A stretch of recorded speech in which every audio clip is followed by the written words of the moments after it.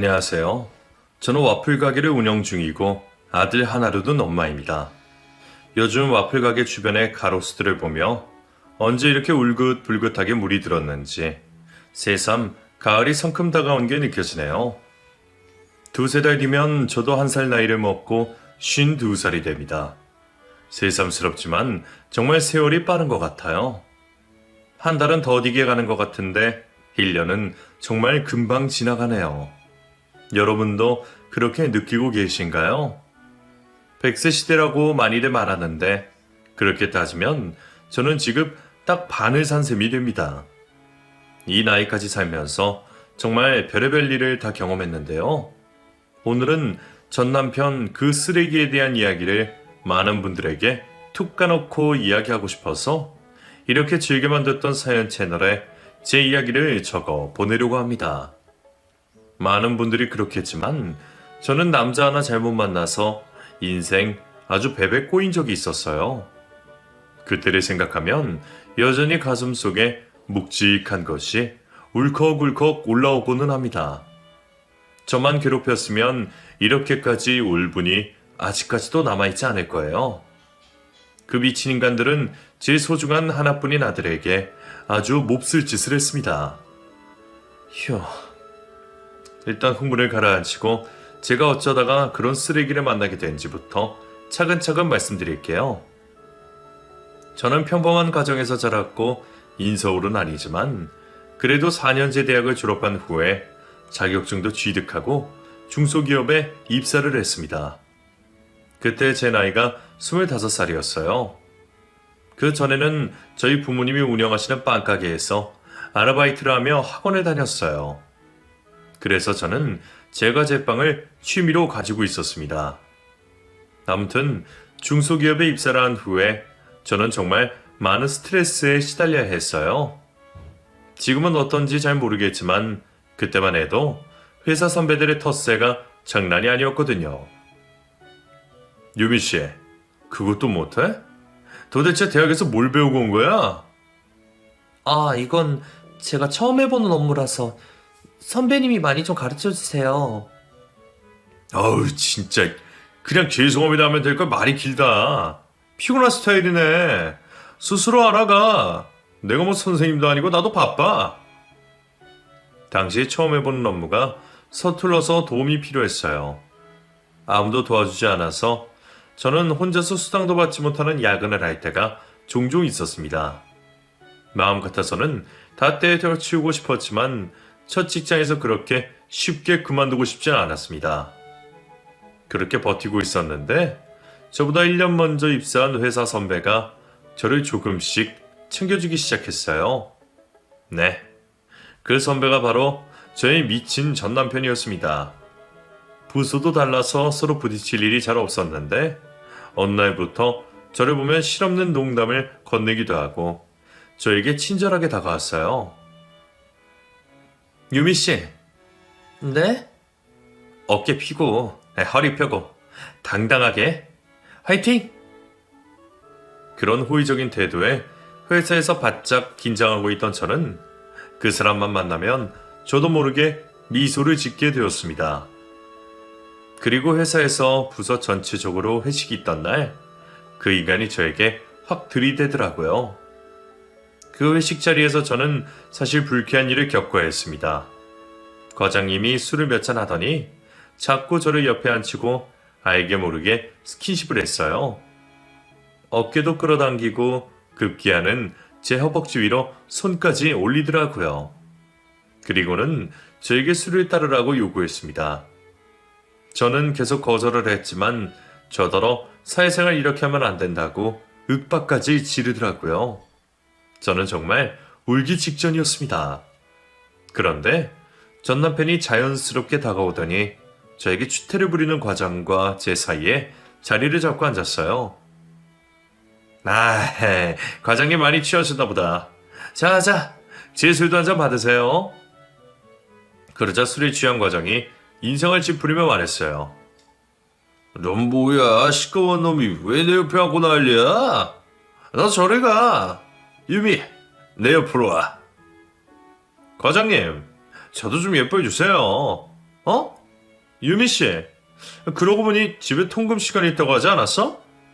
유미 씨 내가 바래다 줄게. 저는 그럼 유미 씨 집까지 모셔다 드리고 다시 합류하겠습니다. 과장님, 건강 생각해서 술 적당히 드세요. 저 남편은 그렇게 자연스럽게 제 팔을 이끌고 그 지옥 같던 회식 자리에서 탈출을 시켜주었어요. 저에게 정말 영화 속 영웅처럼 느껴져서 저는 연신 감사 인사를 했습니다. 선배님, 감사해요. 저 진짜 죽고 싶었어요. 그 말을 하면서 저는 참았던 눈물이 터져나왔습니다. 그러자 그 사람이 차분한 목소리로 저를 다독여주며 말했어요. 죽기는 왜 죽어? 하여튼 차과장 그거 진짜 쓰레기 자식. 앞으로 그 자식이 또 유미 씨한테 찝쩍거리면 나 가만 안 있어. 그 인간은 일부러 과장되게 화를 내는 신용을 했습니다. 그 모습에 저는 회사에 재팬이 생겼다는 생각에 한심이 돼서 울음을 뚝 그치고 슬며시 미소를 지었네요. 그때는 회사 생활을 처음 하면서 이래저래 심적으로 많이 힘들었는데 먼저 손을 내밀어준 그 사람이 저에게는 구세주처럼 느껴졌어요. 그렇게 그날 이후로 저는 조금씩 그 인간에게 의지를 하게 되었습니다. 하지만 그때까지 저는 이성으로서의 호감은 전혀 갖고 있지 않았어요. 그런데 전 남편이 맹목적인 일이 많지 저를 챙겨주며 이성적으로 저에게 다가왔습니다. 어느 날 제가 야근을 하는데 퇴근 때까지 회사 근처 커피숍에서 기다린다기에 갔다니 갑자기 고백을 했어요. 유미 씨, 나 사실 유미 씨한테 직장 동료 이상의 감정을 느끼고 있어요. 솔직히 알고 있었죠? 네? 전혀 몰랐어요. 그냥 저한테는 좋은 분이었는데. 지금이라도 나를 그 이상으로 생각해줬으면 좋겠는데. 우리 나이도 2살 차이밖에 안 나는데 밖에서는 오빠라고 하고 반말해요. 그렇게 훅 들어오는데 저는 많이 당황스러웠습니다. 하지만 그날 이후로 더욱더 적극적으로 저에게 다가오는 그 인간을 거절할 수가 없었어요. 제가 많이 어리고 순진했습니다. 아무튼 그렇게 저희는 회사 사람들 모르게 사내 연애를 시작하게 되었어요. 그렇게 만남을 갖다 보니 제 나이가 20대 후반이 되었고 그 인간의 청혼으로 결혼까지 하게 되었습니다. 당시 저희 부모님도 지방에서 빵집을 운영하셨고 시댁은 지방에서 농사를 짓고 계셨어요. 지역은 달랐지만 같은 경상도권이라서 그런지 상견례 자리는 화기애애했습니다. 그리고 얼마 후에 저희 결혼 소식을 들은 회사 사람들은 많이 놀란 눈치였습니다. 결혼 소식을 듣자마자 저를 괴롭히던 과장이 저에게 회사를 관두라고 압박을 하기 시작했습니다. 결혼을 하면 회사를 그만둬야 한다는 말도 안 되는 말을 하는데 저는 버티려고 했습니다. 유미, 너 아주 눈구렁이 같은 구석이 있네? 어떻게 지금까지 많은 사람을 속였어? 아무튼 부부가 같은 회사에 다니는 거 우리도 불편하고 두 사람도 불편했다니까 결혼하면 한 사람은 그만둬야 돼. 그거 알아두라고. 저는 불편하지 않은데요. 공과 사 철저히 구분하고 열심히 일하겠습니다. 저는 그 권유가 정말 부당하다고 생각했습니다. 그래서 대차게 그만두지 않겠다고 대답했고 결혼식을 올린 뒤에도 알게 모르게 눈치를 주는데도 아랑곳하지 않고 회사를 다녔어요. 하지만 버티는데도 한계가 있더라고요. 회사에서는 저를 완전히 벼랑 끝으로 몰고 갔습니다. 제 책상도 빼서 창고 앞에 가져다 두는 치사한 짓도 했고요. 그러다 보니 전 남편까지도 저에게 눈치를 주었습니다. 유미야, 그냥 회사 그만둬. 나 혼자 버는 게 힘들긴 하겠지만 나도 너도 회사 가면 가시방석에 앉은 기분이잖아. 그냥 그만둬라. 난 끝까지 버티고 싶었는데. 그래, 그만둘게. 사실 나 임신했어. 이제 5주 차래. 뱃속의 아이를 위해서라도 내가 스트레스 받지 않는 게 나을 것 같아. 뭐? 임신을 했어? 유미야, 진작 말했어야지. 와, 나 아빠 되는 거야? 그게 진심이었는지 모르겠지만 당시에는 제 임신 소식을 듣고 전 남편이 방방 뛰며 기뻐했습니다. 그리고 결국 회사를 그만두고 저는 집에서 할 수 있는 일을 구해서 프리랜서로 일을 했어요. 임신을 하고 나서 제가 입덧이 너무 심해서 정말 고생을 많이 했거든요. 한동안은 죽이고 뭐고 입에 갖다 대지도 못했습니다. 몸이 힘들기는 해도 당시에는 뱃속의 제 아이를 만날 생각에 마냥 행복했습니다. 신혼 때는 전 남편도 저에게 자상하게 잘 대해줬어요. 입덧이 심한 저 때문에 밥도 직접 해먹고 제가 먹고 싶다고 하는 과일이 있으면 밤늦게도 나가서 꼭 구해다 주고는 했습니다. 우리 유미 예쁜 딸이 나오려나? 왜 이렇게 과일을 많이 찾지? 왜? 사다 주기 귀찮아? 귀찮기는 얼른 다녀올게. 슉슉아, 아빠가 너랑 엄마 먹일 복숭아 사냥해서 올게. 사냥? 당신도 참 고마워요. 그렇게 저는 10달을 품고 세상에 하나뿐인 사랑하는 제 아들을 낳게 되었습니다. 갓난애가 머리카락도 수북하고 이목구비도 뚜렷해서 간호사 선생님들 사이에서 이렇게 갓난아이가 미남인 건 드물다며 칭찬이 자자했어요. 부모님이 시골에 계셔서 아이를 맡아줄 분이 계시지 않았고 저도 1년은 아이를 돌보다가 동네 어린이집에 맡기고 일을 다닐 생각이었습니다. 그렇게 아이를 키우며 전업주부 생활을 했습니다. 그리고 그렇게 자상하던 전 남편은 아이를 낳고 나서부터 완전히 180도 돌변했어요. 아이가 새벽에 배고파서 울면서 깨면 그렇게 성질을 부릴 수가 없었습니다. 아, 피곤해 죽겠는데. 너 애랑 나가서 자라. 아, 애가 배고파서 오는 건데. 알았어, 나가서 잘게. 당신 혼자서 편히 자. 앞으로는 그냥 애랑 둘이서 밖에서 자. 힘들게 일하고 집에 와서 편히 쉬지도 못하고 이게 뭐야. 남편의 가시 박힌 말이 저는 너무 섭섭하게 느껴졌습니다. 아이 분유값이니 기저귀 값이니 생활비는 늘었는데 혼자서 경제생활을 하고 있으니 힘들 법도 하다고 생각해서 꾹 참고 또 참으며 이해하려고 애쓰면서 살았어요.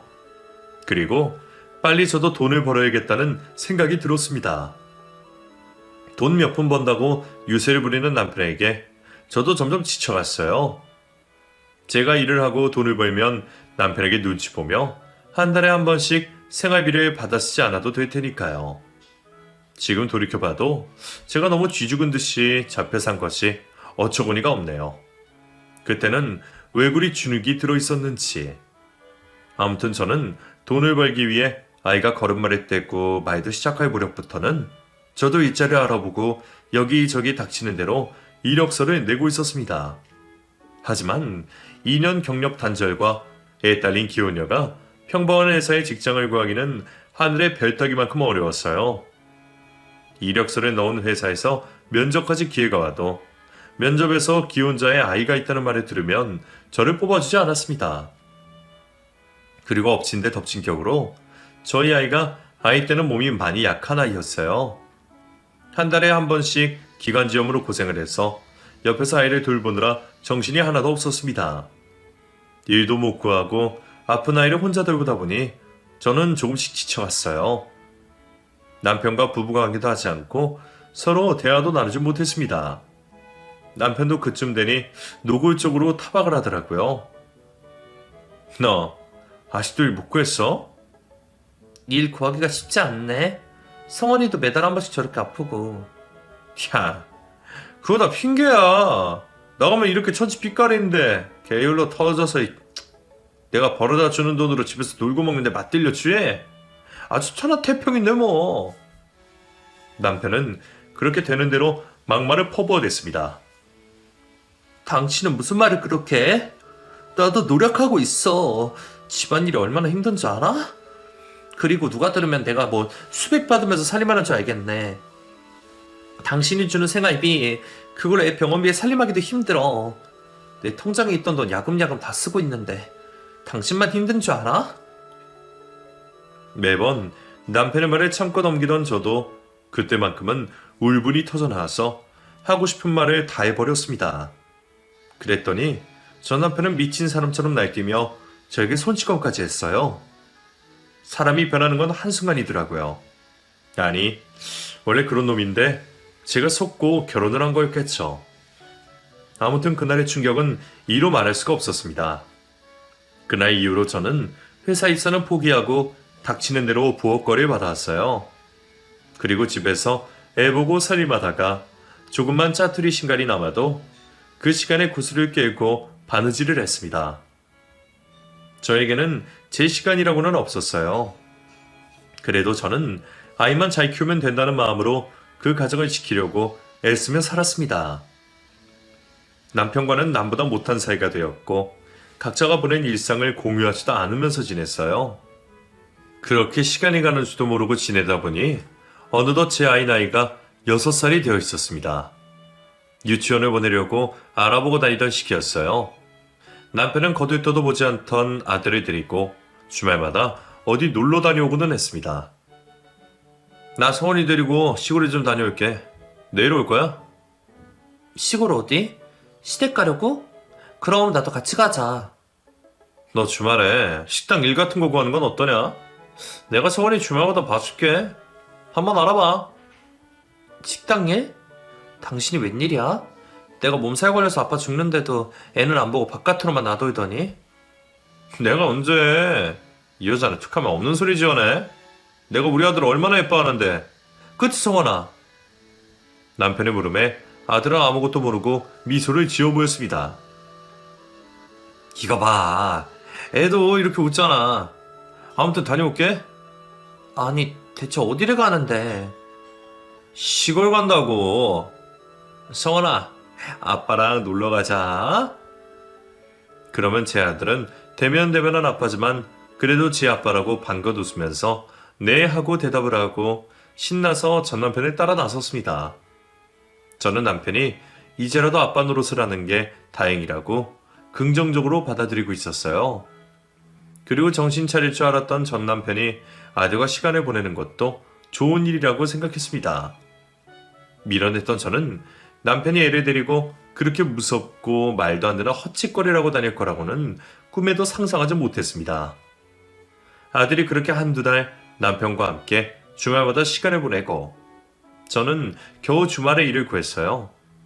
어릴 때 부모님 빵집에서 일했던 경험도 있고 자격증만 따지 않았지 웬만한 빵은 다 만들 줄 알아서 시장 안에 있는 빵집에서 주말 아르바이트를 하고 있었습니다. 집에서 기계처럼 부업만 하다가 갓 지은 빵을 스스로 만들어낼 때의 성취감이 어마어마하더라고요. 게다가 제가 만든 빵이 맛있다고 말해주는 손님들을 볼 때면 행복하기까지 했어요. 당시에 사장님들이 제 부모님 또래에 인자하고 성품이 좋은 분들이시라 저는 의지가 많이 됐습니다. 그리고 제가 퇴근할 때면 꼭 빵을 한 봉지씩 쥐어주셨습니다. 이거 가지고 가서 가족들이랑 나눠 먹어. 유미씨 오늘도 고생했어? 이렇게 매번 챙겨주지 않으셔도 되는데 감사합니다. 아들이 좋아하겠어요. 잘 먹을게요. 그날도 저는 빵 한 봉지를 받아들고 아들에게 갖다 줄 생각에 신이 나서 집으로 돌아갔어요. 그런데 남편은 집에 없고 아들만 혼자서 멍하니 거실 가운데 앉아서 TV 속 만화에 집중하고 있더라고요. 얘 혼자 놔두고 어딜 간 건지 저는 그 상황이 너무 당황스러웠습니다. 그래서 아들에게 물었어요. 성원아, 혼자 있어? 아빠는? 엄마, 아빠는 예쁜 아줌마랑 아니다. 아들이 말을 하다 말고 본인 입으로 손을 가리며 입을 꾹 다물었습니다. 저는 예쁜 아줌마란 소리를 듣자마자 뭔가 촉이 오더라고요. 그래서 아들을 타일렀습니다. 예쁜 아줌마? 그게 무슨 말이야? 성원이 엄마가 세상에서 가장 나쁜 게 뭐라고 했지? 거짓말. 근데 절대 비밀이라고 말하지 말라고 아빠가 그랬는데. 괜찮아. 엄마한테는 말해도 돼. 예쁜 아줌마가 누구야? 그게 아빠랑 주말마다 만나는 아줌마인데 낮에는 같이 놀다가 밤 되면 나 혼자 방에 들어가서 자. 나 아직 혼자 자기 무서운데. 그 이야기를 듣고 뒷목이 뻐근해지더라고요. 그래서 아들에게 다시 물었습니다. 예쁜 아줌마네 집에 가는 거야? 아줌마네 집이 어딘데? 아줌마네 집 우리 집이랑 가까워. 저기 앞에 땡땡 빌라야. 그랬구나. 이제 걱정하지 마. 우리 아들, 엄마가 아빠랑 이야기해 볼게. 우리 성원이 주말마다 혼자 자느라 무섭겠네. 저는 끓어오르는 분노를 감추며 아들에게는 차분하게 말을 했습니다. 그리고 저녁에 아들을 재워놓고 전 남편 그 인간이 집에 들어오기를 벼르고 기다리고 있었어요. 그런데 한밤중이 되도록 전화를 해도 받지 않았습니다. 그래서 저는 불현듯 그 새벽에 뛰쳐나가서 아들이 말한 빌라 앞을 서성이고 있었어요. 1시간이 넘게 서성이다가 내가 무슨 짓을 하는가 싶어서 돌아서려던 찰나에 바로 남편과 상간녀를 목격하게 되었습니다. 어디서 술을 잔뜩 마셨는지 비틀대며 골목을 누비고 서로 거의 부둥켜 안은 채로 빌라 앞으로 걸어오고 있었어요.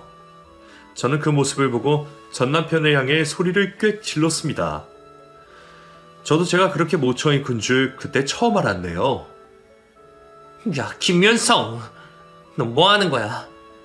옆에 그녀는 누구야? 그러자 취해서 비틀거리며 다가온 전 남편은 놀라지도 않고 제 앞에 얼굴을 들이밀고 말했습니다. 야, 잘됐다. 조만간 말하려고 했는데 네가 스스로 네 무덤 팠네. 야, 이 지긋지긋한 거사. 너 나랑 이혼하자. 이 여자 누구냐고? 앞으로 평생 나랑 같이 살 여자다.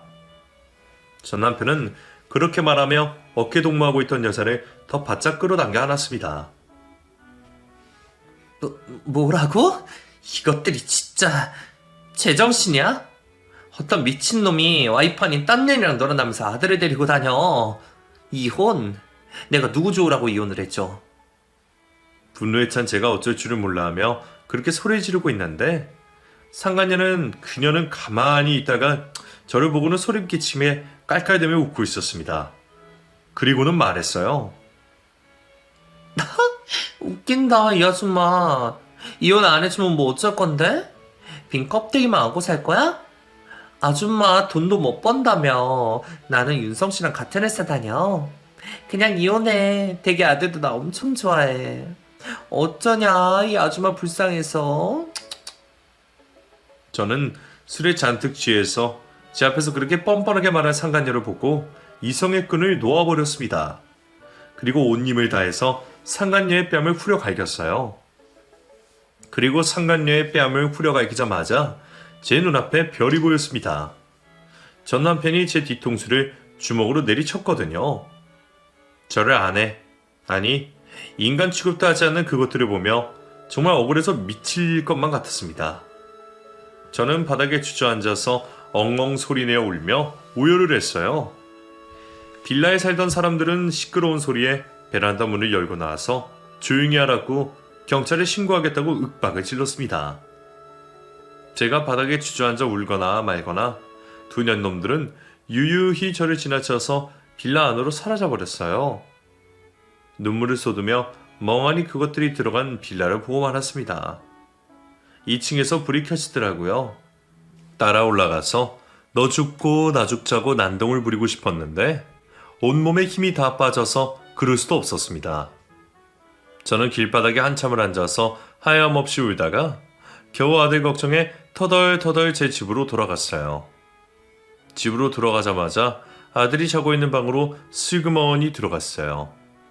다행히 저희 아들은 아무것도 모르고 곤히 잠들어 있었습니다. 그런 아들의 머리를 쓰다듬으며 제가 조용히 말을 했습니다. 성원아, 내 아들 사랑하는 성원아. 곤히 잠든 아들을 바라보며 저는 전 남편은 인간도 아니란 생각이 들었어요. 어떻게 결혼해서 부부관계인 저와 낳은 아이를 데리고 다니며 딴 년이랑 바람을 피울 수가 있나요? 인간이라면 할 짓이 아니죠. 두 년놈들을 어떻게 박살내줘야 하는 생각에 시간 가는 줄도 모르고 밤을 꼬박 새웠습니다. 그리고 내린 결론은 절대 이혼을 해주지 않는다는 거였어요. 저는 또 그렇게 미련하게 실수를 저지르고 말았네요. 그때 그냥 바로 이혼을 해줬으면 제 아들에게 그런 끔찍한 일을 겪지 않았을지도 모른다는 생각은 끈질기게 저를 괴롭혔습니다. 아무튼 당시에 저는 전 남편이 일만의 양심이라도 남아있는 인간이기를 바랬어요. 그리고 남편이 술에 취해서 정신이 없어서 그런 거고, 술이 깨서 집에 돌아오며 저에게 무릎을 꿇고 사죄할 것이라는 말도 안 되는 희망을 품고 있었습니다. 하지만 남편은 그 다음날 아침에도 아무렇지 않게 집에 들어와서 옷을 갈아입고 출근 준비를 하며 저에게 쐐기를 박는 말했습니다. 야, 무식하게 어디 남의 여자한테 손찌검을 하냐. 아, 너 같은 게 뭐가 좋다고 결혼까지 해서. 내 팔자 내가 꺼주 뭐. 이혼서를 준비할 테니까 도장 치고 준비나 해. 전 남편의 말에 저는 지지 않고 대답했습니다. 이혼? 네가 뭘 잘했다고 나한테 이혼을 하재. 이혼 죽어도 안 해. 절대 안 해. 그렇게 하고 싶으면 소송 가자. 거기서 누가 잘못했는지 따져보자. 제가 그렇게 말하자 전 남편이 저를 비웃으며 조롱하듯 말했습니다. 소송은 아무나 하냐? 웃기고 있네.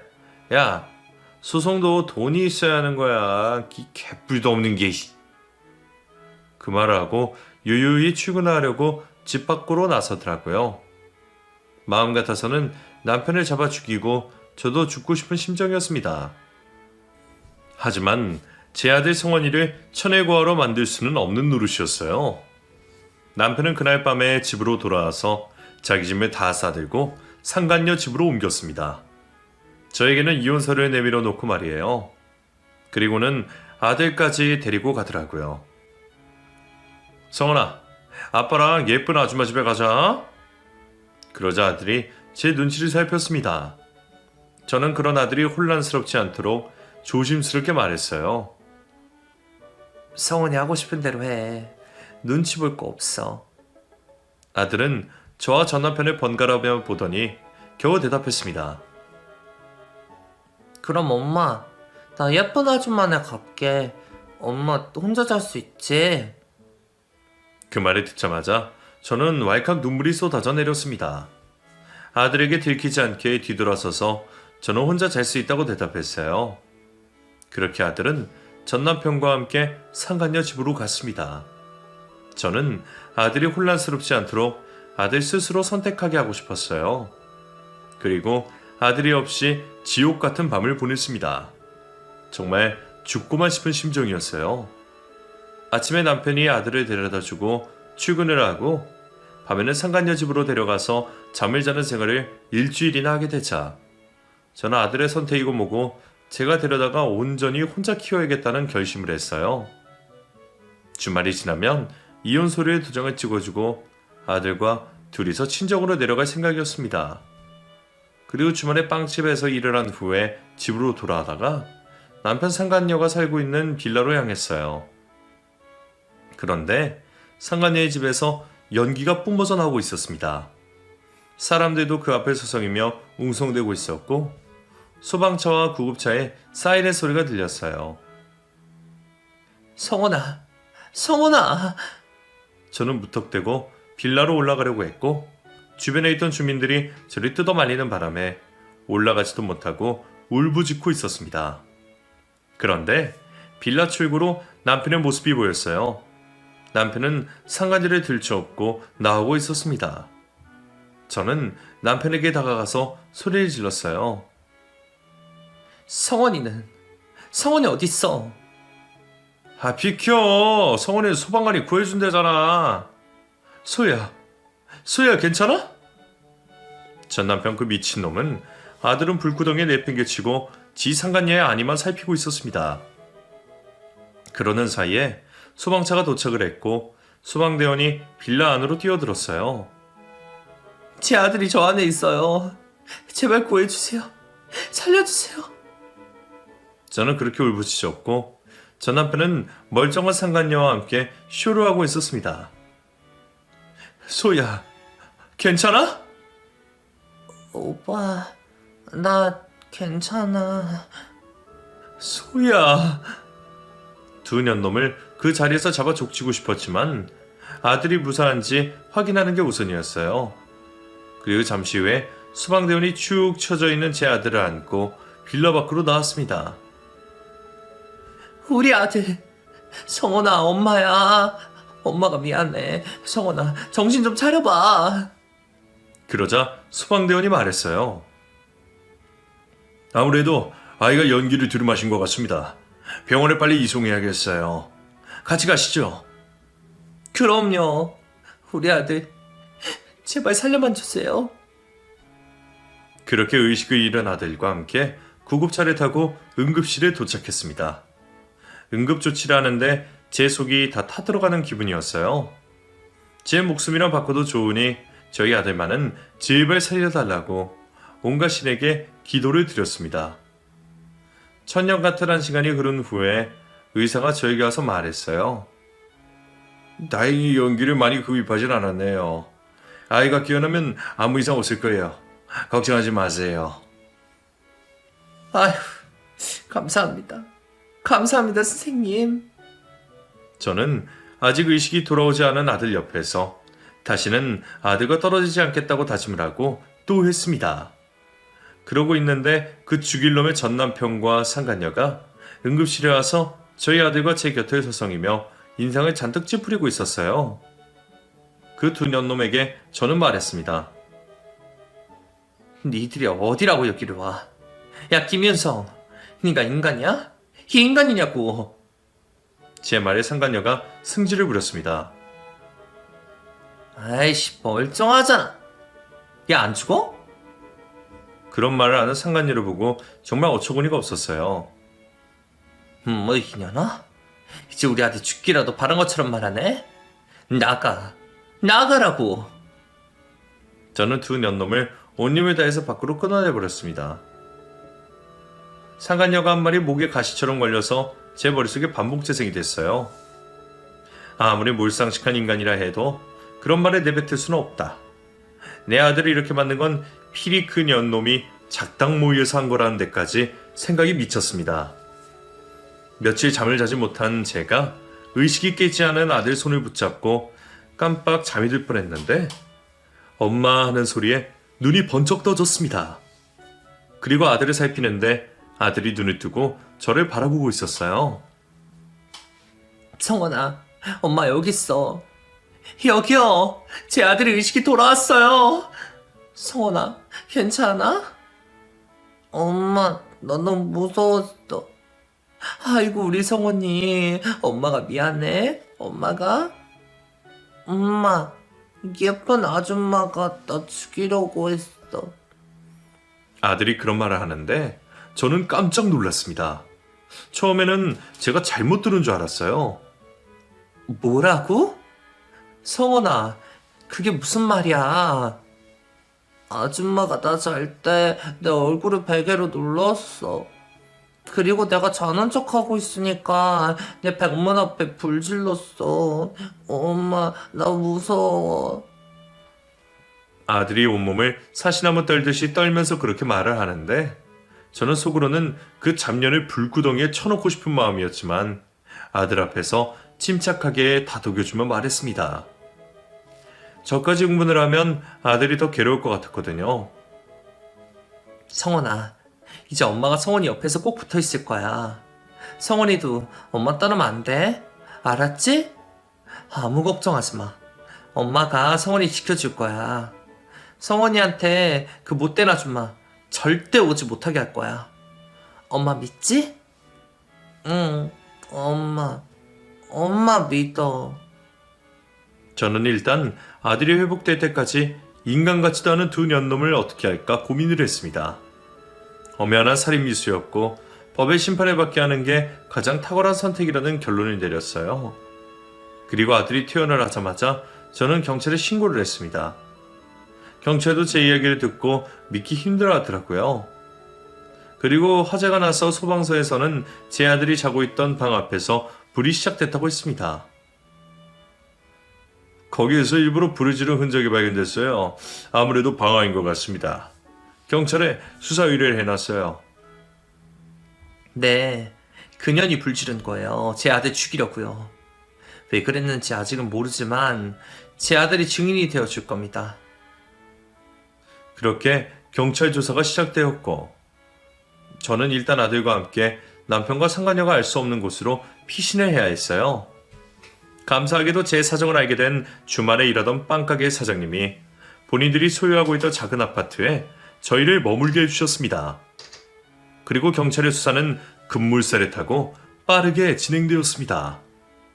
수사 결과 남편이 아들 앞으로 사망보험금을 들어둔 게 발견이 됐어요. 보험사는 전 남편과 상간녀 둘이 와서 보험을 가입했다고 말했습니다.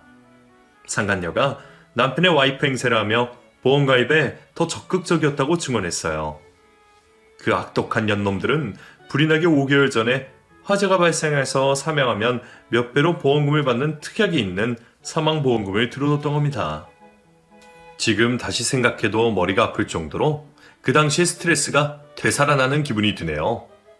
아무튼 다시 돌아가서 말씀을 드리자면 전 남편 그 쓰레기 자식이 아들 앞으로 들어놓은 사망보험은 아들이 사망하면 그 보험금은 남편 앞으로 가는 것으로 되게 해두었습니다.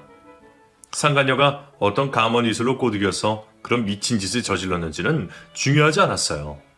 중요한 건 두 년놈 모두 천하의 파렴치한 중범죄자들이라는 거였습니다. 수사가 진행되면서 그를 뒷받침할 어마어마한 증거들이 수집되었고 전 남편과 상간녀는 구속 수사를 받게 되었어요. 저는 남편에게 꼭 묻고 싶은 것이 있어서 면회를 갔습니다. 저를 보자마자 전 남편은 간절하게 애원했어요. 성원이 엄마, 내가 그런 거 아니야. 알지?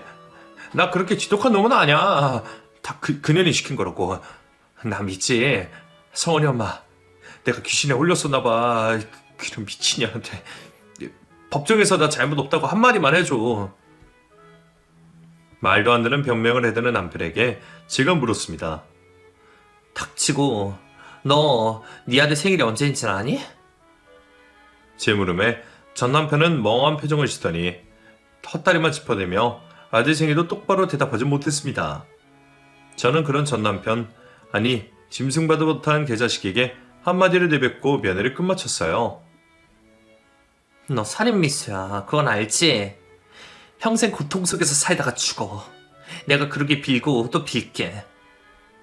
더 심한 욕을 해주고 싶었지만 욕을 해서 뭐합니까? 제 입만 더러워질 것 같아서 진심을 다해 그 말을 내뱉고 저는 구치소 밖으로 걸어 나왔습니다. 그리고 저는 아들을 지키기 위해서라면 세상에 아무것도 무서울 게 없는 사람이었어요. 있는 돈 없는 돈 끌어모아서 이혼 소송과 상간녀 소송도 진행했습니다. 법정에서 판결을 받고 상간녀와 전 남편은 용서해달라고 울부짖었어요. 판사님, 제가 왜 20년이나 징역살이를 해야 합니까? 2년이 저 꼬드긴 거예요. 이건 말이 안 됩니다. 용서해주세요. 성원이 엄마, 당신이 말 좀 해봐. 그렇게 말하는 그 인간을 저는 아무 말 없이 노려보고 있었습니다. 대꾸할 가치가 없었거든요. 그리고 상간녀의 그년이 뚫린 입이라고 되도 않는 말을 짓거렸습니다. 다 김윤선 이 인간이 시킨 거예요. 전 죄가 없어요. 용서해주세요. 제발요. 전 아무 죄 없어요. 저 인간이 먼저 저 꽂혀서 상간녀 만들고 범죄까지 저지르게 했어요.